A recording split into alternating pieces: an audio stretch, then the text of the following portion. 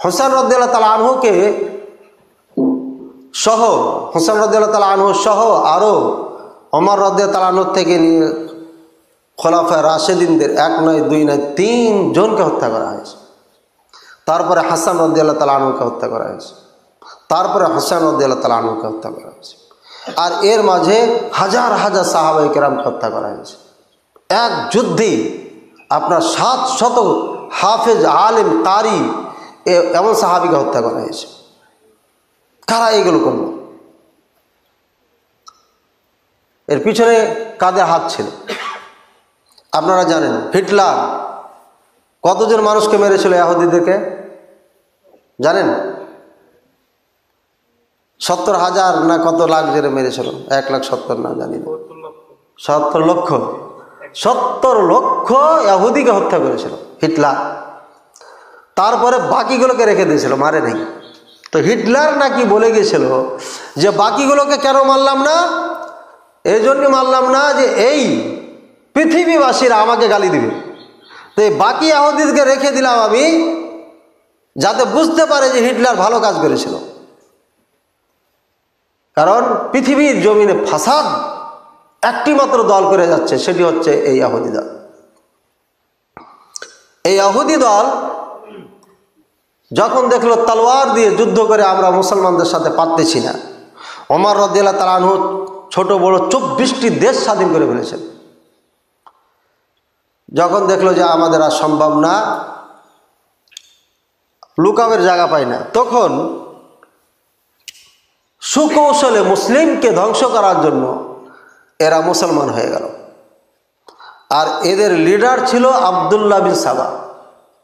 নামটা মনে রাখেন, নাম কত সুন্দর দেখছেন, আব্দুল্লাহ বিন সাবা। আব্দুল্লাহ মুসলিম নাম পুরা। তো এই আব্দুল্লাহ বিন সাবার নেতৃত্বে অগণিত যুবক, যুবতী, মানুষ, বুড়া ছোড়া, যাই হোক অনেকগুলো মুসলিম হয়ে যায়। ওদের টার্গেট হচ্ছে কি? মুসলিম অ্যান্ড ইসলামকে ধ্বংস করা। এরা যখন তলোয়ারে পারল না, তখন চিন্তা করলো কৌশলে হত্যা করতে হবে, এদেরকে ধ্বংস করতে হবে।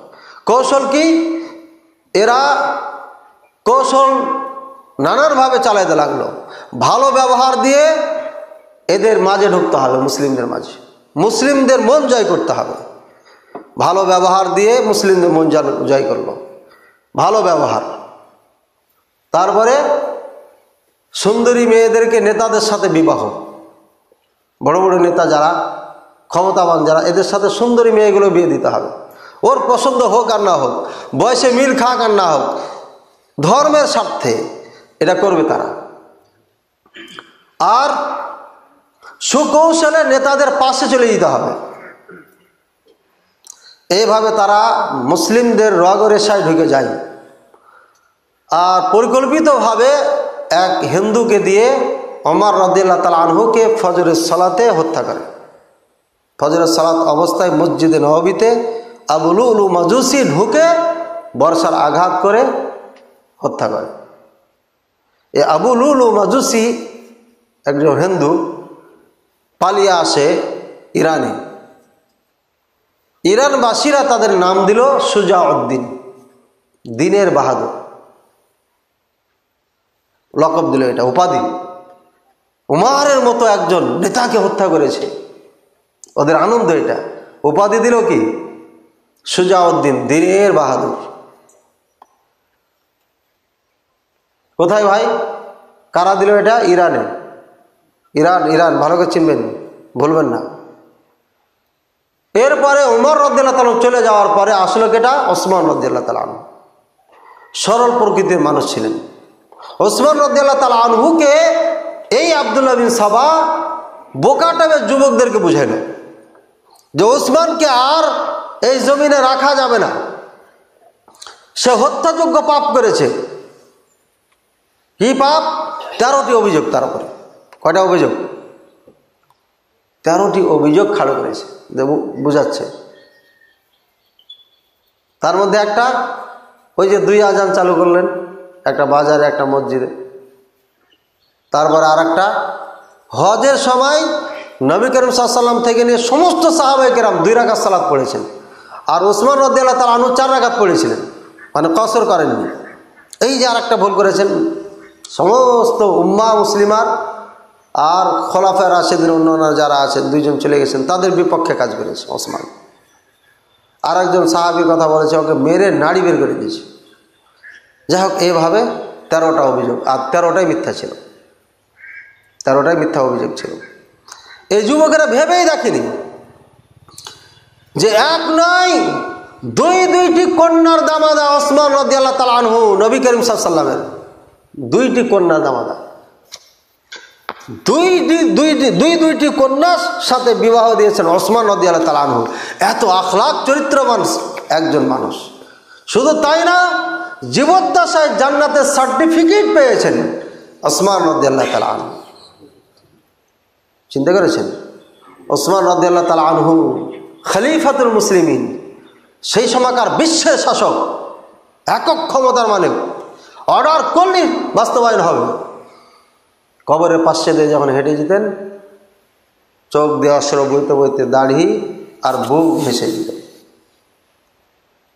এই ওসমান রাদিয়াল্লাহু তাআলা আনহুকে 13টি অভিযোগে অভিযুক্ত করে এই আব্দুল্লাহ বিন সাবার নেতৃত্বে 40 দিন গৃহবন্দী করে রাখে। কারা রাখে? ইতিহাস মনে রাখতে হবে। কুফা থেকে 2000, বসরা গ্রাম থেকে 2000, মিশর থেকে 2000, কত হলো? মতান্তরে 6000। মিশর তো চিনি, আর বসরা কুফা কোথায়? ইরাকে, যেখানে আলী রাদিয়াল্লাহু তাআলা আনহুর মাজার বানিয়ে আজকে খুব ঢোল বাজাচ্ছে তারা। এই কুফা বসরা থেকে 2000 করে 4000, আর মিশর থেকে 2000। এই 3টি জায়গা মনে রাখবেন, ইসলামের পতন এই 3 জায়গায় থেকে শুরু হয়েছে। এটাই হচ্ছে মারকাজুল খাবাইস, খবিসদের সেন্টার। এটা এখান থেকে যারা কিছু নিয়েছে তাদের মধ্যেই এই চরিত্র রয়েছে। গোপন হত্যা, প্রকাশ্য হত্যা, এই চরিত্র ওদের মধ্যে রয়েছে। গন্ডগোল, বিশৃঙ্খলা, ফাসাদ, ফিতনা কুফা থেকে, ইরাক থেকে শুরু হয়েছে। এই কুফাবাসীরা করলো কি? ওসমান রাদিয়াল্লাহু তাআলা আনহুকে 40 দিন গৃহবন্দী করে রেখে এই 6000 মানুষে নির্মমভাবে হত্যা করল। ইন্না লিল্লাহি ওয়া ইন্না ইলাইহি রাজিউন। দেখেন, মদিনার না, শাম দেশের মানুষও না, সিরিয়া বর্তমানে, ওখানে মুআবিয়া এখন নেতা, ওখানকার লোক আসেন। তারপরে মক্কা মদিনারও কেউ যায়নি। ওসমানকে হত্যা করছে কারা? কুফাবাসীরা, বসরাবাসীরা, মিশরের। তাহলে মদিনার মক্কাবাসীরা কি করছিলেন? 40 দিন গৃহবন্দী করে মানলেন যে।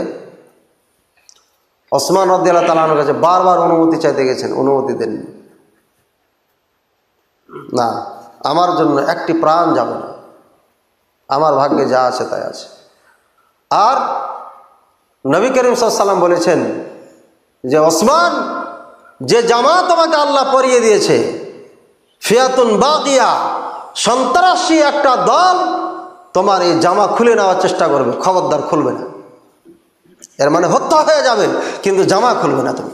মানে নেতৃত্ব, আপনাকে নেতৃত্ব আল্লাহ পরাবে, জামা নেতা বানিয়ে দিবেন। এই নেতৃত্ব থেকে বিচ্ছিন্ন করার চেষ্টা করবে আপনাকে বলবে নেতৃত্ব ছেড়ে দেন, আর না হয় হত্যা করব, খবরদার নেতৃত্ব ছাড়বেন। ওসমান রাদিয়াল্লাহু তাআলা আনহু হাদিস লক্ষ্য করলেন। আর ফিয়াতুন বাগিয়া, সন্ত্রাসী দল হত্যা করবে, টেনশন নাই। নবী করিম সাল্লাল্লাহু আলাইহি ওয়াসাল্লাম বলেছেন শহীদ ইনি, তাহলে শহীদ হওয়ার সুযোগটা এটা। বলছে না, যুদ্ধ করা যাবে না, আমার জন্য যেন কোনো প্রাণ না যায়।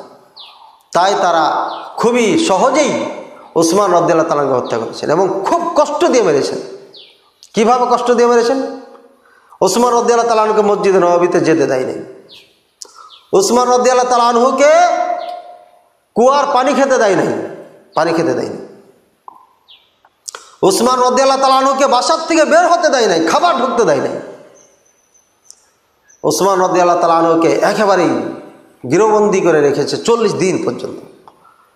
আর একটা বাসায় হঠাৎ 40 দিন গৃহবন্দী করে রাখা, বর্তমান আধুনিক বাসা না, কোথায় পানি পাওয়া যায়, কোথায় কি, এভাবে তড়পে তাদেরকে মেরেছে।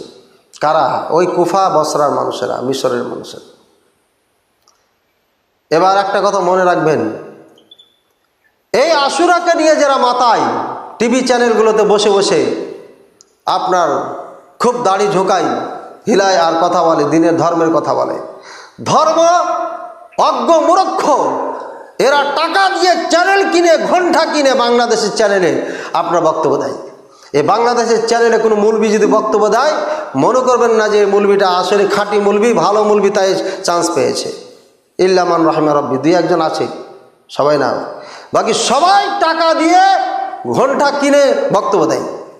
আর এই চোরদের বেশি টাকা বেশি, একবার বাবাকে ডাক মারলে পারে লক্ষ লক্ষ টাকা পকেটে ঢুকে যায়, যার কারণে তারা ঘণ্টা দিয়ে কিনে নিতে চায়।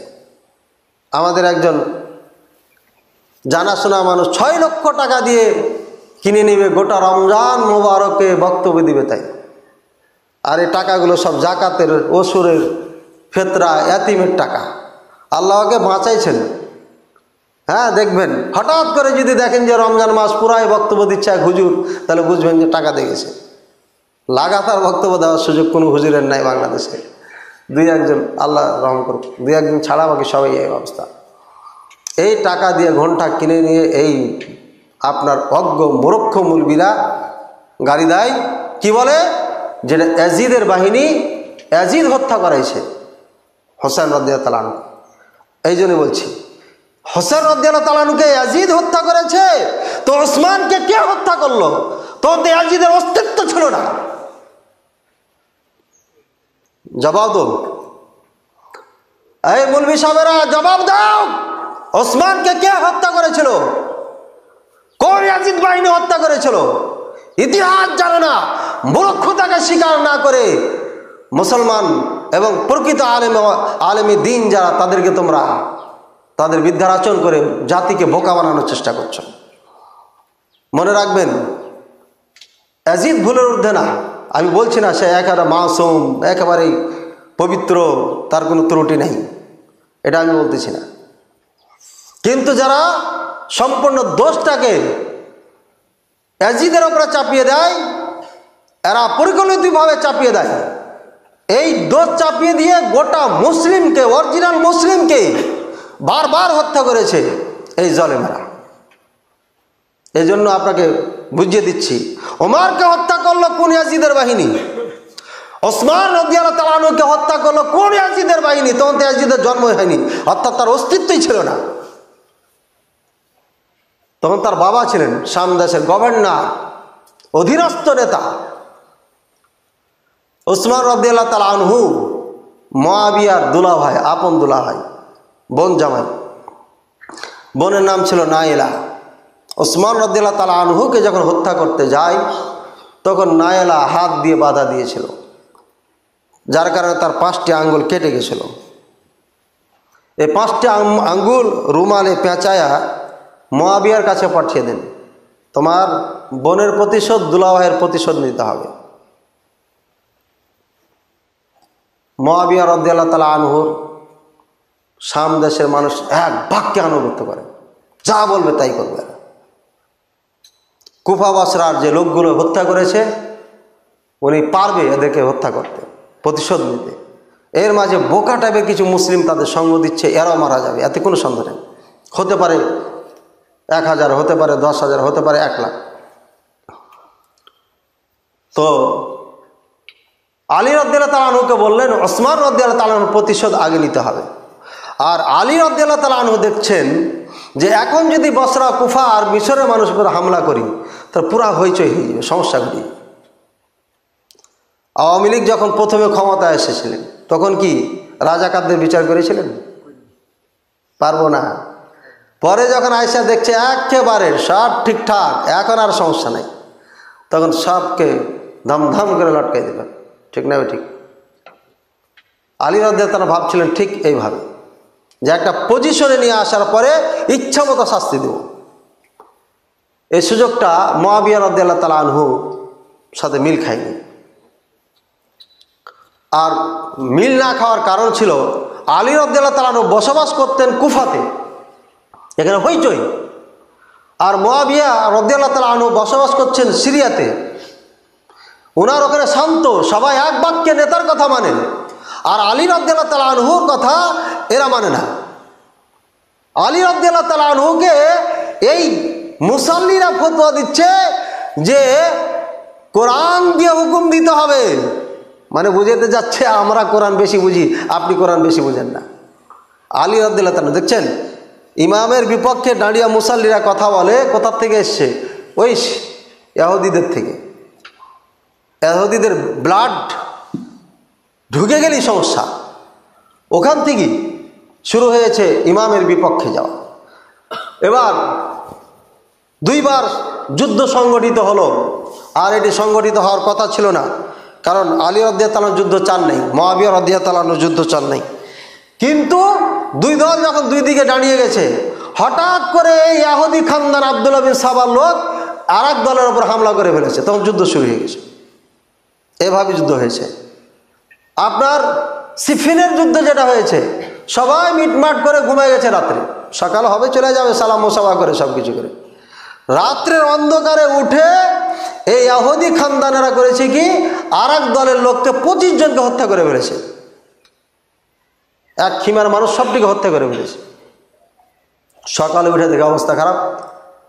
আর কেউ বলছে হ্যাঁ আমি দেখেছি, ওই যে আলী রাদিয়াল্লাহু তাআলার লোক এসে হত্যা করে গেছে আগে, এবার যুদ্ধ হবে না হবে না।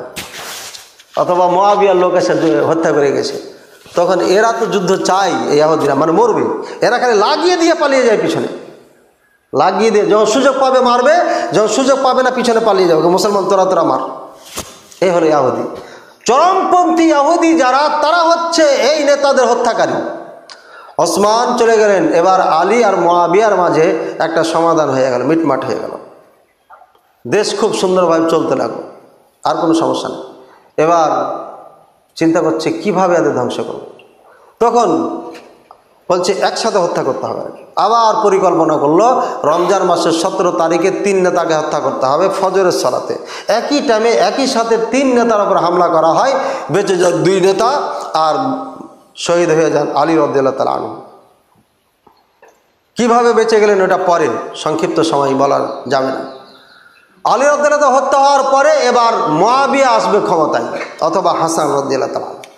আইনত হাসান রাদিয়াল্লাহু তাআলা আনহু নেতা হতে পারে, হওয়া এটাই স্বাভাবিক, কারণ নবী করিম সাল্লাল্লাহু আলাইহি সাল্লামের নাতি, হকদার। এবং নবী করিম সাল্লাল্লাহু আলাইহি সাল্লাম বলছেন এটা হচ্ছে সর্দার, হাযা ইবনি সাইয়্যিদ, এই আমার ছেলেটি সর্দার, নেতা, সাইয়্যিদ উপাধি দিয়ে চলে গেছেন নবী সাল্লাল্লাহু আলাইহি সাল্লাম। সাইয়্যিদা শাবাবি আহলিল জান্নাহ, এরা দুইজনই জান্নাতের যুবকদের নেতা। এভাবে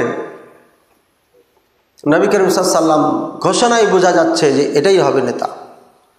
মুআবিয়া রাদিয়াল্লাহু তাআলা আনহু দুলাভাইয়ের প্রতিশোধ নিবে, তার এটা মনের মধ্যে আছে, কাজে নেতৃত্ব ছাড়বে এটা চাই না সে। জনগণ বলছে নেতৃত্ব ছাড়েন না, ছাড়লেই সমস্যা হবে। হাসান রাদিয়াল্লাহু তাআলা আনহু দেশ কন্ট্রোল করতে পারবেন না, নরম দিলের মানুষ, সাদা সিধা মানুষ। হাসান রাদিয়াল্লাহু তাআলা আনহুকে কুফার বসরাবাসী বলছে না নেতা আপনাকেই হতে হবে। হাসান রাদিয়াল্লাহু তাআলা আনহুর হাদিস মনে হয়ে যায় যে নবী করিম সাল্লাল্লাহু আলাইহি ওয়াসাল্লাম নানাজি একটা আমাকে হাদিস শুনেছিলেন, কি যে এটা হচ্ছে আমার বেটা, নাতিকে বেটা বলা যায়, ছেলে, এই ছেলেটি সর্দার, নেতা। এর মাধ্যমে 2টা বড় বড় দলের মধ্যে, মুসলিম দলের মধ্যে সমাধান হবে, আল্লাহ এদের মাধ্যমে সমাধান করে দিবে, মীমাংসা করে দিবে। তাহলে সমাধান কিভাবে হবে? হাসান রাদিয়াল্লাহু তাআলা আনহু বলছেন সমাধান তো আমার দ্বারাই হবে। তাহলে আমার দ্বারা সমাধান কিভাবে হবে? বলবে যে নেতৃত্ব দরকার নেই। উনি ঘোষণা দিলেন যে আমি আর নেতৃত্ব চাই না, আমি বসে গেলাম, মিটমাট হয়ে গেল। ইহুদি এই দলটি সহ্য করতে পারে না, এই দলটি করতেছে এত শান্তিতে বসবাস, এটা হতেই পারে না, করো কি হাসানকে হত্যা করো, বিষ খাইয়া তাকে হত্যা করা হল। সাবধান, ওই যে টিভিতে যে নাটক দেখায় কারবালার, খবরদার শুনবেন না, দেখবেন না, এগুলো ইমান ধ্বংস করে দিবে আপনার। হোসেন রাদিয়াল্লাহু তাআলা আনহু কলিজার টুকরা, আমাদের হাসান রাদিয়াল্লাহু কলিজার টুকরা, খোলাফায়ে রাশিদিন কলিজার টুকরা। তাদের বিপক্ষে কেউ কথা বলবে এটা আমরা সহ্য করতে পারবো না, জীবন চলে যাবে। কিন্তু এর অর্থ এটা না যে আপনি ভুল পথে চলে যাবেন। একজনের ভালোবাসা আর একজনকে দুশ্মনী, এটা জেনে না আসে। নিরপেক্ষ দৃষ্টিতেই বিচার করতে হবে। হাসান রাদিয়াল্লাহু তাআলা বিষ খেয়ে মেরে ফেলল। মুআবিয়া রাদিয়াল্লাহু তাআলা দাপটের সাথে 60 হিজরি পর্যন্ত ক্ষমতা চালিয়ে গেলেন। 61 হিজরিতে ওনার ছেলেকে দায়িত্ব দিয়ে চলে গেলেন দুনিয়া থেকে। এবার ইয়াজিদ আর হোসেন রাদিয়াল্লাহু তাআলা দুইজন সংঘর্ষ হওয়ার কথা ছিল। হোসেন রাদিয়াল্লাহু তাআলার নেতা, কিন্তু হয়ে গেল ইয়াজিদ। মুআবিয়া রাদিয়াল্লাহু তাআলা আনহু যদি ভুল করে থাকেন তাহলে এখানে ভুল করেছেন, ছেলেকে দায়িত্ব দিয়ে গেছেন। কিন্তু নবী করিম সাল্লাল্লাহু আলাইহি ওয়াসাল্লাম বলে গেছেন খোলাফায়ে রাশিদিনের যুগ শেষ হয়ে যাবে, এরপরে মুলুকিয়াত শুরু হয়ে যাবে। কাজে এখান থেকে শুরু হয়েছে। নবী সাল্লাল্লাহু আলাইহি ওয়াসাল্লাম তো ভবিষ্যৎবাণী দিয়ে গেছেন, কাজে ঘটবে এটা। এবার হোসেন রাদিয়াল্লাহু তাআলা আনহুকে বায়াত হওয়ার জন্য করার জন্য আপনার খবর পাঠিয়ে দিলেন ইয়াজিদ, বায়াত গ্রহণ করতে হবে সমস্ত মানুষকে, সাহাবী হোক, ছোট হোক, বড় হোক, সবাই। হোসেন রাদিয়াল্লাহু তাআলা আনহু ওনার বায়াত গ্রহণ করবে এটা মেনে নিতে পারে নাই। আরও পারে নাই আপনার তলহা রাদিয়াল্লাহু তাআলা আনহু, আরও অনেক সাহাবী, না এটা মেনে নেওয়া যায় না। ওনারা করলেন কি, রাতারাতি মক্কায় চলে আসলেন। বালাদুন আমিন, নিরাপদ জায়গা, এখানে কেউ হামলা করবে না, মারবে না, এখানে চলে। কুফাবাসীরা করলো কি, চিঠির পর চিঠি, চিঠির পর চিঠি দিতে দিতে দিতে 500 চিঠির পড়েছে। আর একটি বর্ণনায় পাওয়া যায় যে 1 বস্তা, আপনি নেতা, আপনি আসেন, আমরা বায়াত গ্রহণ করে ইয়াজিদের বিপক্ষে যুদ্ধ করব। ডাকতে ডাকতে ডাকতে ডাকতে ডাকতে যখন এই বস্তা আর বস্তা খালি আসতে আছে, হোসেন রাদিয়াল্লাহু তাআলা বললেন যে না, আর বসে থাকা যাবে না, যেতেই হবে। এবার নেতৃত্ব, এবার যুদ্ধ হচ্ছে কিসের? নেতৃত্বের যুদ্ধ। এবার হোসেন রাদিয়াল্লাহু তাআলা যখন বের হয়ে যায়, ইবনে আব্বাস রাদিয়াল্লাহু তাআলা আনহুমা ওনার উটের সামনে শুয়ে গেছিলেন। বলছে না, যাওয়া যাবে না। তুমি ওই জমিনে যেতে চাচ্ছ যে জমিনে আপনার পিতাকে হত্যা করা হয়েছে, যে জমিনে আপনার ভাইকে হত্যা করা হয়েছে, যেই জমিনের মানুষ ওমর, ওসমান রাদিয়াল্লাহু তাআলা আনহুমের মতো সাহাবায়ে কেরামকে হত্যা করেছে, ওই জমিনে যাচ্ছেন না, যান না। আপনি রাসূলুল্লাহ সাল্লাল্লাহু আলাইহি ওয়াসাল্লামের একটি মাত্র নাতি বেঁচে আছেন, আপনাকে আমরা হাতছাড়া করতে চাই না। হোসেন রাদিয়াল্লাহু তাআলা বলছেন না, আমি যাবই সেখানে। উনি রওনা করলেন। এর আগে মুসলিম বিন আকিল তার চাচাতো ভাইকে পাঠিয়েছিলেন। কুফাবাসী সবাই বায়াত গ্রহণ করে তার নেতৃত্ব মেনে নিয়েছে। সুকৌশলে বসরাত থেকে উবাইদুল্লাহ বিন জিয়াদ গোয়েন্দার মাধ্যমে সব উদ্ধার করে তারপরে হানি নামক যার বাসায় আশ্রয় নিয়েছিলেন তাকে নিয়ে যাবার হত্যা করে দেয়। এবার কুফাবাসী বলল, যেহেতু হত্যা করেছে আমাদের লোককে, উবাইদুল্লাহ বিন জিয়াদকে হত্যা করব, চলে না আমরা সবাই যাই। দেখেন কুফার মানুষকে চিনেন মানবেন। এই কুফার মানুষ মুসলিম বিন আকিল হোসেন রাদিয়াল্লাহু তাআলা আনহুর আপন চাচাতো ভাই, তাকে নিয়ে চলে গেলেন, যা তার বাসভবন ঘেরাও করলো। যখন ঘেরাও করলো, উবাইদুল্লাহ বিন জিয়াদ, এটা হচ্ছে গভর্নর, এখন দায়িত্বশীল এখানকার, ইয়াজিদের পক্ষ থেকে দায়িত্বশীল আছে। এ মুসলিম না কাফের এটা আল্লাহ ভালো জানেন, কিন্তু তার পদক্ষেপে বোঝা যাচ্ছে ওই আব্দুল্লাহ বিন সাবার দলের লোক। তার বডিগার্ড 2 জন ছিল, এরাই আব্দুল্লাহ বিন সাবার দলের লোক ছিল। কারণ হোসেন রাদিয়াল্লাহু তাআলা আনহুর মতো সাহাবীকে হত্যা করবে এটা কোনো মুসলিম করতে পারে না।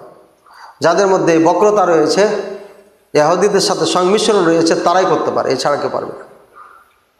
হোসেন রাদিয়াল্লাহু তাআলা আনহু চাচাতো ভাই সবকে নিয়ে যখন উবাইদুল্লাহর বাসভবন ঘেরাও করলো, তখন উবাইদুল্লাহ চালাকি করলো, একটা বুদ্ধি খাটিয়ে ছাদের উপরে উঠে ঘোষণা দিয়ে দিল, এই শোনো, আমি জানি এখানে মুসলিম 1 মাস আগে এসেছে, আমি এ খবর আগেই পেয়েছি, আমি ইয়াজিদকে খবর দিয়েছি, ওখান থেকে সৈন্য সামন্তর পাঠাচ্ছে, 1 লক্ষ 2 লক্ষ যাই হয় একটা সংখ্যা বলল, এতগুলো সৈন্য আসতেছে, যদি তোমরা এখান থেকে চলে যাও, অস্ত্র ধারণ না করো, চাকরি দিব, গাড়ি বাড়ি সব দেব, আর যদি অস্ত্র ধারণ করো থাকো, তাহলে তোমাদের হত্যা করা হবে, তোমাদের জায়দাদ, তোমাদের নারী সবকে আমরা জিম্মি বানাবো, গোলাম বানিয়ে নেব। মেলা কিছু হুমকি যখন দিল, তখন চিন্তা করলো যে ইয়াজিদের বাহিনী যদি এত বড় বাহিনী আসে, তাহলে আমরা তো টিকতে পারবো না, তো পালাইতে লাগবো সব। ঠিক আছে, দেখেন ইরাকের মানুষের নেচার, কৃষ্টি কালচার বাঙালির সাথে হুবহুব মিল, বাঙালির সাথে কিন্তু হুবহুব মিল। বাঙালিরা এরকম, হ্যাঁ আপনার সাথে আছি হুজুর, বিপদের সময় নেই, খালি লাগাই দিয়ে পালাবে। কেমন গণ্ডগোল লাগানো যায় এটা জানে বাঙালি, সমাধান জানে না। ভাই রাগ করেন না, আপনাদের গ্রাম ভালো হতে পারে, বিভিন্ন জায়গার অভিজ্ঞতাই বলছি আমরা, খালি গণ্ডগোল। আরে মাহফিলের স্টেজে উঠাও গণ্ডগোল করতেছে মুলবি, এরা হলো মুলবি। ওই যে শিক্ষা, ইরাকি শিক্ষা আছে, এরা করলো কি, সবাই পালিয়ে গেল, মুসলিম বিন আকিল একাই। উনি তখন পালাতে লাগলেন, দরজায় বাড়ি দেয়, লক করে, কেউ সারা শব্দ নেই, দরজাই খুলে না। বলছে আরে হুসাইনের ভাই আমি, কেউ দরজা খুলে না। এদিকে উবাইদুল্লাহ বলেছে মুসলিমকে ধরে দিতে পারলে 50,000 দিনার উপহার দেওয়া হবে, 50 না 70,000, বহু টাকা দিনার বা দিরহাম উপহার দেওয়া হবে।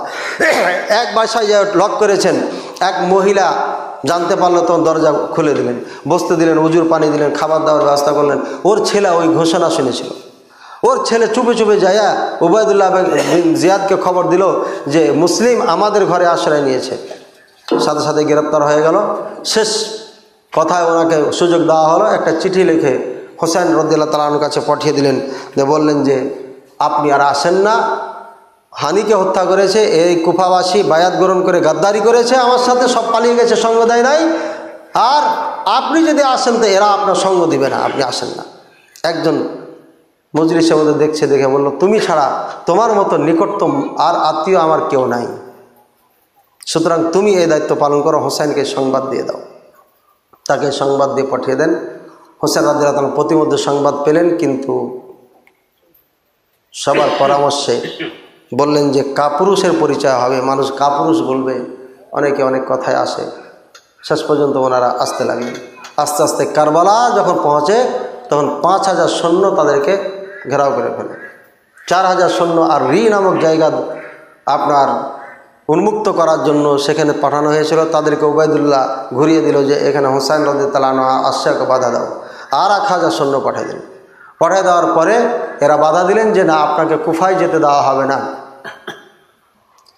তখন হোসেন রাদিয়াল্লাহু তাআলা বললেন যে কুফায় যেতে দাও, আর না হয় ইয়াজিদের কাছে যেতে দাও, আর না হয় মক্কায় ফিরে যেতে দাও। 3টা অফার দিলেন হোসেন রাদিয়াল্লাহু তাআলা, খুব সংক্ষিপ্ত বলছি। তখন এই সংবাদ উবাইদুল্লাহ বিন জিয়াদের কাছে পাঠানো হলো। ভালো অফার, ঝামেলা নেই, গন্ডগোল নেই, হয় মক্কা চলে যাবেন, নাহলে ইয়াজিদের কাছে যাবেন।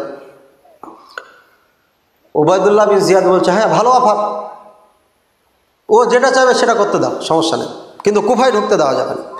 হয় মক্কা যাবে, নাহলে ইয়াজিদের কাছে যায় বায়াত গ্রহণ করবে। পাশে ছিল জিলজুসান, আর ছিল সিমার যাকে বলে, এই 2 জন পরামর্শ দাদা, বডিগার্ড। এরা বলছে না না না, আপনি কি বলেন, হোসাইন আপনার জমিনে পা রেখেছে, এর মানে আপনার নেতৃত্ব তাকে মানতেই হবে। ও যদি আপনার নেতৃত্ব মানতে না পারে তাহলে তাকে হত্যা করতে হবে। এবার এই লোকগুলো কারা? বসরার না মক্কা মদিনার না শাম দেশের?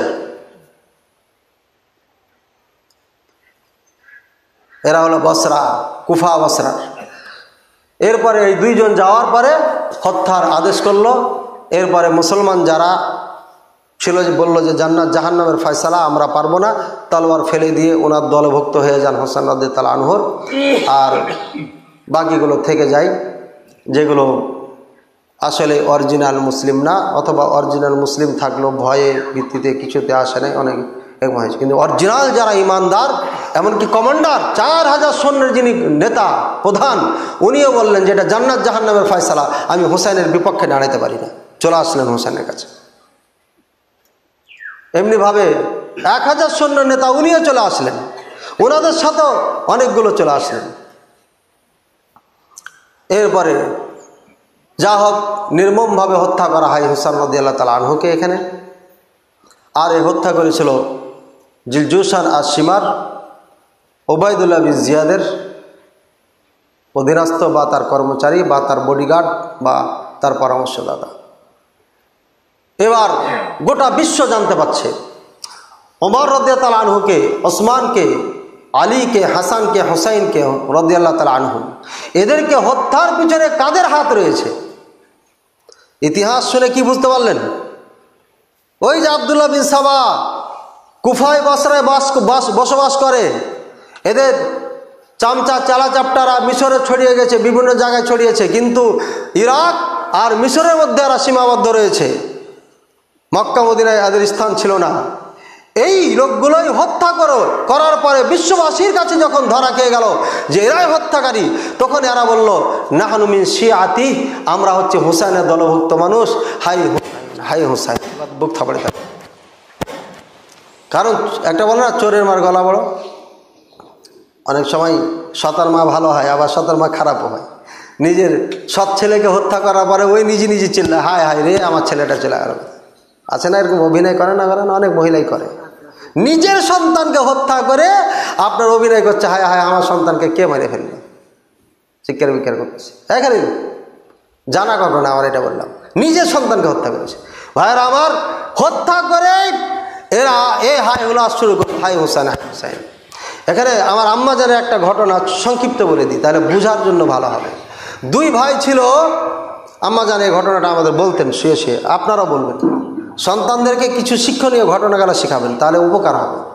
দুই ভাই অর্থের জন্য এক ভাইকে হত্যা করে রাতারাতি দফন করে দেয় এরকম নিচু জায়গাতে। বর্ষার পানিতে ওখানে জমিনে পানি আসে, লাশটা পচে পানি বেরোয়, ফোটা ফোটা বের হয় না, ভূমকুড়ি বলি আমরা। আপনারা কি বলেন? হ্যাঁ, ধন্না, এই যে ভুট ভুট ভুট ভুট করে উঠতে থাকে। হ্যাঁ, এই ভুটি দেখে, ভূমকুড়ি দেখে, বা যেটাই বলেন, যখন ফোটা ফোটা হয়ে উঠছে না, ওঠে না, পচা পানি দিয়ে ওঠে, গ্যাস বের হয় যখন, উনি বারান্দায় বসে বসে বা এই রাস্তার পাশে বসে বসে ওদিকে দেখে আর কাঁদে, প্রতিদিন কাঁদে। বলতে পারে না, সইতে পারে না। এখন হুঁশ ফিরে এসছে, সামান্য দুনিয়ার জন্য নিজের ভাইকে হত্যা করলাম, সইতে পারে না, বলতে পারে না। স্ত্রী বলতেছে ঘটনা কি, কাঁদো কেন? তখন বাধ্য হয়ে বলছে, ওই যে আমার ভাই হারিয়ে গেছে জানো, ওই যে ওখানে আমি মেরে ফেলেছি, দফন করে রেখেছি। সইতে পারি না, বলতে পারি না, এই জন্যই কাঁদছি। এই ইহুদির দল, এই কুফা বসরাবাসীরা একের পর এক সমস্ত নেতাদেরকে হত্যা করে, অগণিত যুদ্ধ সংগঠিত করে, হাজার হাজার মুসলিমকে হত্যা করে। এরা সইতে পারে না, বলতে পারে না, তখন মিথ্যাই মিথ্যাই দাবি করছে, high high high high high. এটা হচ্ছে আযাব আল্লাহর পক্ষ থেকে, কিয়ামত পর্যন্ত এর আযাব দিল। তখন তারা নাম দিল কি, নাহনু মিন শিয়াতিহি, আমরা হচ্ছি শিয়া, মানে ওদের দল, হোসেন রাদিয়াল্লাহু তাআলার দল। দাবি করেছে, দেখেন, ওরাই আহলে বাইতকে হত্যা করে, ওরাই বলছে আমরা আহলে বাইতের আমরা দলভুক্ত। চিন্তা করেছেন? শেখ মুজিবুর রহমানকে হত্যা করে ও নিজে আবার বলছে আমি খাঁটি আওয়ামী লীগ। আছে না নেই? হ্যাঁ, আমরা শুনি তো, আছে আছে, এরকম বলে আছে নাকি? এখনো আছে। শেখ মুজিবের হত্যার যোগানদাতা ও নিজে এখন খাঁটি আওয়ামী লীগ দাবি করে না? এরকম শেখ নাকি জিয়াউর রহমানের হতে পারে, হ্যাঁ, আরো কাউরি হতে পারে, আছে।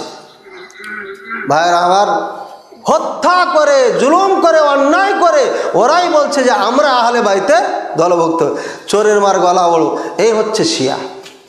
এই শিয়ারা সুকৌশলে মক্কা মদিনার মানুষ আর শাম সিরিয়ার মানুষদেরকে সাথে ইয়াজিদের নাম দিয়ে মুসলমানদের সঙ্গে আরো কিছু বোকা টাইপের মুসলমানদের একটা সংঘর্ষ করে দেয়, যে উমাবিয়ার সঙ্গে মানুষের দুশ্মনী তৈরি করে দেয়। আব্বাসী আর উমাইয়ার যুদ্ধ যুগের পর যুগ চলতে থাকে। এমনকি এমনভাবে মুসলমানদের বিপক্ষে দাঁড়িয়েছে, নবী করিম সাল্লাল্লাহু আলাইহি ওয়াসাল্লাম বলছেন, এমন একটা সময় আসবে আমার উম্মতেরা কাফের থেকে সহযোগিতা নিয়ে মুসলমানকে হত্যা করবে, ভাইকে হত্যা করবে। বুঝেন, হাদিসটা আমার নোট করা আছে, কিন্তু খুঁজে পাওয়া কঠিন, বহুদূর চলে এসেছি, কোথার থেকে কোথায়। ভাইয়ের আমার, এরা কি চিঠি দিয়েছেন? চশমা নাই, দেখতে পাচ্ছি না, একটু সময় বেশি গেছে এই জন্য নাকি? ভাই, একদিন আসলাম ভাঙ্গা মসজিদে, একটু সময় বেশি হলে সমস্যা আছে? ইতিহাসটা জানার দরকার না? ভাইয়ের আমার, এখান থেকে শিয়া তৈরি হয়। শিয়াদের ইমাম যেটা বলেন স্যার, কিন্তু সমস্যা নেই, সময় বেশি হলে কোনো সমস্যা নেই, মানে মসজিদের বিষয়ে জমি দান করা। আচ্ছা, এই বিষয়ে ঠিক আছে। আপনার শিয়া লা ইলাহা ইল্লাল্লাহ, ভুলে গেলাম, মাঝখানে কেটে গেল যে। এই শিয়ারা সাহাবায়ে কেরামদেরকে হত্যা করে মুসলমানদেরকে দুই ভাগে ভাগ করে দিয়েছে। বোকা টাইপের মুসলমান ওদের সঙ্গ দিয়েছে। সংক্ষিপ্ত এদের পরিচয়টা দিয়ে দিচ্ছি, দিয়ে দেবো। তার আগে একটা খোমেনির কথা বলি। ওই যে আয়াতুল্লাহ খোমেনি ছিল না, আমাদের অনেক মানুষ বলে যে ইমাম খোমেনি, ইমাম আয়াতুল্লাহ খোমেনি। ইমাম লাগানো যাবে না। হ্যাঁ, ইমামুল শয়তান যদি বলেন তাহলে ঠিক আছে, ইমামুল ইয়াহুদ যদি বলেন ইয়াহুদিদের ইমাম তাহলে ঠিক আছে। আল্লামা ইহসান এলাহি জহির পাকিস্তানের ভাগ আহলে হাদিসের একজন আলেম, মদিনা ইউনিভার্সিটির ছাত্র, একেবারে বাঘ। সাদ্দামের পার্লামেন্টে যে বক্তব্য দিয়েছে আজও নেটে পাওয়া যায়। হুঙ্কার কি তার, সুবহানাল্লাহ। শিয়াদের ব্যাপারে বই রেখেছে ফার্সিতে, বই লেখে ওখানে বলে দিয়েছে শিয়ারা হচ্ছে ইহুদিদের জারদ সন্তান। স্পষ্ট, আসলে জারদ সন্তান। ওই যে আব্দুল্লাহ বিন ইহুদি, আব্দুল্লাহ বিন সাবা ইহুদি মুসলমান হয়েছে, তার থেকে এই শিয়াদের জন্ম। ওই দলটাই হচ্ছে শিয়া। এদের সঙ্গে কিছু মুসলমান ঢুকে আপনার নিজেরাই পথভ্রষ্ট হয়েছে, আপনার ইহুদিদের দল দিয়েছে। হিটলার যে বলে গেছিল কিছু ইহুদি রেখে গেছি, কিন্তু ইহুদিরা তো যুদ্ধ করে না দেশে। ইহুদিরা তো পৃথিবীতে এখন ফিতনা ফাসাদ করে না, ওরা তো এখন বিজনেসম্যান। তাহলে কোথায় সেই ইহুদি গেল? ওই ইহুদি হচ্ছে শিয়ারা। ওই শিয়ারা আজকে গোটা বিশ্বে আগুন জ্বালিয়ে রেখেছে। এই ইরানের আর ইরাকের শিয়ারা যুদ্ধ করে আফগানিস্তানকে, তারা ওই কাফেরদের আমেরিকাকে সঙ্গে নিয়ে মুসলমানদেরকে হত্যা করে আপনার আফগানিস্তান দখল করে নিয়েছে। ঠিক না ঠিক? হামিদ কারজাই শিয়া, এটা মুসলিম না, মনে রাখবেন। এভাবে আমেরিকাকে সঙ্গে নিয়ে ইরাকে যুদ্ধ করে মুসলমানদের থেকে ইরাক কেড়ে নিয়েছে। গাদ্দাফি, ওর নাম আসলে কাদ্দাফি। বাংলাদেশে আসলে ইসলাম পরিবর্তন হয়ে যায়, নামও পরিবর্তন হয়ে যায়, আসলে কাদ্দাফি নামটা। ওকে বাংলাদেশে গাদ্দাফি বলে, তাই না? ওই যে গাদ্দাফিকে মেরে ফেলে দিয়ে আমেরিকা ওটাও শিয়াদের হাতে দিয়ে দিয়েছে। আর সিরিয়া তো শিয়াদের হাতে আছে, ওই যে বাদশাহ শিয়া। এই শিয়ারা কাফেরদেরকে নিয়ে কৌশলে একটার পর একটা দেশ দখল করছে। আরে বাংলাদেশের কিছু মুসলমান, কিছু মৌলবি আছে মনে করে যে ইরানের শিয়ারাই অরিজিনাল মুসলিম। নাউজুবিল্লাহ। শুনুন, আজকে বক্তব্য শোনার পরে শিয়ারাকে যদি কেউ মুসলিম মনে করেন তাহলে সে মুসলিম থাকবেন না। শিয়ারা হচ্ছে অরিজিনাল কাফের। এরা বলে 30 পারা কোরআন না 40 পারা কোরআন। একটা অক্ষর বাড়িয়ে দিলে কোরআনের মুসলমান থাকবে? এরা বলে সমস্ত সাহাবা কাফের, শুধু 5 জন বাদে। সাহাবায়ে কেরামকে কাফের বলেছে এরা, এদের বইয়ে লেখা আছে। আর ওই যে বললাম না 9 ঘন্টা বক্তব্য দিয়েছি, চ্যালেঞ্জ করেছি, শিয়া হোক আর মুসলমান হোক আর যে হোক, অন্ড ভণ্ড সবকে চ্যালেঞ্জ করেছি 2013 সালে। এই হাতের যে নোটটা দেখছেন এটা 2013 সালেরই নোট করা, লেখাই আছে দিন তারিখ লাস্টে। ভাইয়েরা আমার, চ্যালেঞ্জি বক্তব্য এটাও, যেটা আজকে বলছি সত্য ইতিহাস, সন্দেহবিহীন ইতিহাস। এই শিয়ারা আপনার বলে আবু বকর ওমর হচ্ছে কাফের। নাউজুবিল্লাহ। এরা বলে আয়েশা রাদিয়াল্লাহু তাআলা আনহা অপবিত্র মহিলা। নাউজুবিল্লাহ। কোরআন যাকে পবিত্র ঘোষণা করেছে তাকে এই শিয়ারা অপবিত্র বলে ঘোষণা দিয়েছে। নাউজুবিল্লাহ। বলেছে আমরা মদিনা যদি দখল করতে পারি কোনোদিন, আবু বকর ওসমান নাকি আবু বকর আর ওমর আর আয়েশার লাশ উঠিয়ে আমরা ওপরে রাখবো, আর আসমান থেকে একটা আগুন এসে তাদের রাখ করে দিবে, ছাই করে ফেলবে, মাটি বানিয়ে ফেলবে। আর আসমান থেকে এক হাওয়া এসে সাগরে নিয়ে যেয়ে তাদের রাগগুলো ফেলে দিবে। তাদের বইয়ে লেখা আছে, চিন্তা করেছেন? সূরা বাকারা, বাকারা মানে গাই, ওই যে বানি ইসরায়েলের গাই। কইছে এই বাকারা হচ্ছে আয়েশা। নাউজুবিল্লাহ। এই খমিনি এগুলো করে গেছে। ওই যে আয়াতুল্লাহ খমিনি, ওটা হচ্ছে আয়াতুল্লাহ, আল্লাহর নিদর্শন। নাম দিয়েছে কি? আল্লাহর নিদর্শন। ও আয়াতুল শয়তান। পৃথিবীতে আগুন জ্বালিয়ে গেছে এই ইহুদি, গোটা বিশ্বে আগুন জ্বলছে এই শিয়াদের কারণে। এই শিয়ারাই মায়ানমারের মুসলমানকে হত্যা করেছে। ওই লাল কাপড়ের মানুষরূপে পশুগুলো ইরানিদের সঙ্গে বারবার মিটিং করেছে, ফেসবুকে ইন্টারনেটে তাদের ছবি আছে। আর সাথে সঙ্গ দিয়েছে আমাদের প্রতিবেশী, মারো, মুসলমানকে মারো, কোনো সমস্যা নেই। মুসলমান যেহেতু আজকে আশুরার দিন, কেন এটাই জানে না, ওই শিয়াদের সঙ্গে আজকে জুমার দিনে রাজপথকে গরম করছে মুসলমান। আমি 99-এ দেখেছি মুসলমান এতি খুব জোর 10,000 ছিল, আর আজকে 2017-18 সালে লক্ষ লক্ষ মানুষ সেই রাজপথে তাজিয়া বের করছে। ভাইয়েরা আমার, মানুষ মারা যাওয়ার পরে 3 দিন পর্যন্ত শোক পালন করা যায়, শুধুমাত্র স্ত্রী 4 মাস 10 দিনই শোক পালন করতে পারে, এরপরে শোক পালন করা হারাম। নবী করিম সাল্লাল্লাহু আলাইহি ওয়াসাল্লাম বলছেন, লাইসা মিন্না মান লাতামাল খুদুদ, ওই আমার দলভুক্ত না যারা মৃত্যু ব্যক্তি কেন্দ্র করে গালে বাড়ি দেয়, সকাল জুই কাপড় টাপড় ছিঁড়া ফেলে, ওগে মা আগে করে চিৎকার করে করে হাই হুলাস করে, আর কি করে, ও দাওয়াল জাহিলিয়া, বর্বরতার অজ্ঞতার যুগের মতো চিৎকার করে ডাকে, হায় রে কলিমুদ্দিন মরে গেলি আর কে খাওয়াইবে রে, তুই আয়া সালাম দিতি, মিথ্যা মিষ্টি মিষ্টি কথা বলছি আর শুনতে পাবো না, এইসব কথা বলে না। এলা হচ্ছে বর্বরতা জাহিলিয়াতের কথা, যে মৃত্যু ব্যক্তির কথাগুলোকে এভাবে বলে আর কাঁদে, হচ্ছে বর্বরতার কান্না কাঁদছে, এ দলভুক্ত না আমার।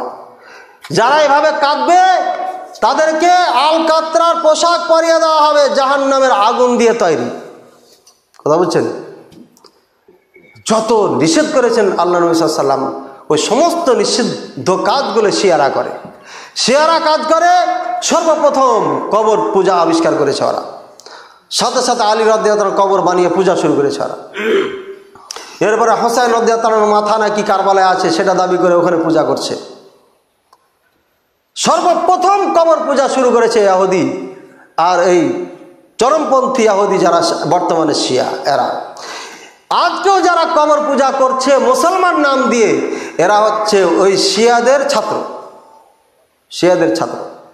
এই জন্য আমরা যখন বক্তব্য দিই কারবালার ময়দানকে নিয়ে, আশুরাকে নিয়ে, তখন ওরা সইতে পারে না, তখন ওরা বলে ইয়াজিদের দলের লোকেরা, সত্য ইতিহাসটাকে গোপন করে এরা, দিয়ে মুসলমানদের সঙ্গে চিরকাল যুদ্ধ আর দুশ্মনী একটা সৃষ্টি করার জন্য ইয়াজিদকে গালিগুলাজ করে মক্কা মদিনার মানুষ সবকে ইয়াজিদের আপনারই দলভুক্ত বানিয়ে দিয়ে এই কুফা বসরা আর মিশরের ভণ্ড মূর্খ ইহুদি যারা অরিজিনাল ছিল, তারা আবার নিজকে মুসলমান দাবি করে আজকে যুদ্ধ করে যাচ্ছে আমাদের সাথে। আর এভাবে বারবার যুদ্ধ হয়েছে, এমনকি এই যুদ্ধ উমাবিয়াকে খতম করার জন্য আপনার গান্ধী পর্যন্ত সঙ্গ দিয়েছিল, ইন্ডিয়ার গান্ধী, ইতিহাস খুলে দেখেন। সমস্ত কাফের তাদের সমর্থন যোগায়, কারণ এদের সমর্থন করলে পারে মুসলমান শেষ হয়ে যাবে, যেমন আফগানিস্তান আর ইরাক, লেবানন, তারপরে সিরিয়া নিয়ে এমন নিয়ে হচ্ছে। ভাইয়ের আমার, সংক্ষিপ্ত সময়ের মাঝে আপনাকে বোঝালাম যে আশুরা সিয়াম যেটা, এই সিয়ামটা কারবালার সাথে কোনো সম্পর্ক নেই। আর কারবালায় যা ঘটেছে, রাত্রে অন্ধকারে ঘরে বসে হোসেন রাদিয়াল্লাহু তাআলা আনহুর জন্য কাটাকাটি করেন, তাতে কোনো সমস্যা নাই। রাজপথে তাজিয়া করে কবর বানিয়ে এইভাবে যা করা হচ্ছে, সবগুলো জাহেলিয়াত, বর্বরতা, অজ্ঞতা, মূর্খতা, এগুলো ওয়াবাল, মুসিবত, কিয়ামতের দিন এগুলো মুসিবত হয়ে দাঁড়াবে। এই জন্য সর্বপ্রথম এগুলো বর্জন করুন, আর শিয়াদের থেকে নিজেরা সোচ্চার হন। ভাইয়েরা আমার, এবার আপনাদের বলেছিলাম এর আগে এক খুতবায়, গন্ডগোল বাংলাদেশ, ভারত, পাকিস্তানে কেন? যাদের সাথে আমাদের গন্ডগোল, ওরা নিজেরা হানাফি দাবি করে, আর এই হানাফি মাযহাবের জন্ম হয়েছে কুফাতে। ভেজাল ঢুকবে না? কুফার থেকে যেটাই বের হয়েছে সেখানেই গন্ডগোল রয়েছে। চ্যালেঞ্জ করে দিলাম আপনাকে, কুফার থেকে ফ্রেশ মাল জীবনে বের হয় নাই, কিয়ামত পর্যন্ত বের হবে না। এরা গাদ্দার, বারবার গাদ্দারি করেছে জাতির সাথে। ইরাকে বারবার যুদ্ধ হয়েছে, বারবারই গাদ্দারি করেছে ওই ইরাকিরা। সাবধান থাকবেন ভাইয়ারা আমার। হানাফি মাযহাব, আমি বলছি না এরা গাদ্দার, এদের মধ্যে ভালো মানুষ আছে, কিন্তু কিছু গাদ্দার আছে, অরিজিনাল গাদ্দার আছে। ওই গাদ্দারদের জন্য আজকে আহলে হাদিস আর হানাফি সাব বিচ্ছুর মতো সম্পর্ক। এটা হওয়া উচিত ছিল না, এটা হওয়ার কথা ছিল না। একই মসজিদে আহলে হাদিস হানাফি নামাজ পড়বে, কিন্তু এই গাদ্দার ও ইরাকের রক্ত যাদের সঙ্গে বেশি মিশিয়ে আছে, এরা আমাদের এক মসজিদে এক জায়গায় সালাত পড়তে দেয় না। এক মাঠে সালাত পড়তে দেয় না, এরা আমার অফাদায়ের করতে দেয় না, এরা আমাদেরকে আমিন বলতে দেয় না, বুকে হাত বাঁধতে দেয় না, 12 তাকবীর ঈদের সালাত পড়তে দিবে না, তো আপনার 8 রাকাত তারাবি পড়তে দিবে না, কারণ ইরাকি রক্ত ঢুকে আছে যার মাঝে, এরা এটা সহ্য করতে পারবে না। কারণ এই আমলগুলো হচ্ছে মক্কা মদিনার আমল, আর ইরাকের আমল ছিল এর বিপক্ষে, যার কারণে এরা এটা মেনে নিতে পারে না। কথা বুঝছেন না বুঝেন না? অরিজিনাল ইসলামকে গোপন করে দিয়েছে চাপার জোরে, ক্ষমতার জোরে। এই জন্য সাবধান হয়ে যাবেন। আলহামদুলিল্লাহ আহলে হাদিসে জন্ম নিয়েছেন, এটা আপনার জন্য সৌভাগ্য, কিন্তু নাম দিয়ে খালি অহংকার ফখর করবেন এটা না, কোনো কাজে আসবে না। এই জন্য আল্লাহর কাছে আমরা ফিরে যাই, তওবা করি, আর আমরা অরিজিনাল কোরআন সুন্নাহর অনুসারী হই। আল্লাহ আমাদের তৌফিক দান করুন, কবুল করুন, আমিন। ওয়া আখিরু দাওয়ানা আলহামদুলিল্লাহি রাব্বিল আলামিন। সাল্লাল্লাহু আলা নবিয়িনা মুহাম্মদ ওয়া আলা আলিহি।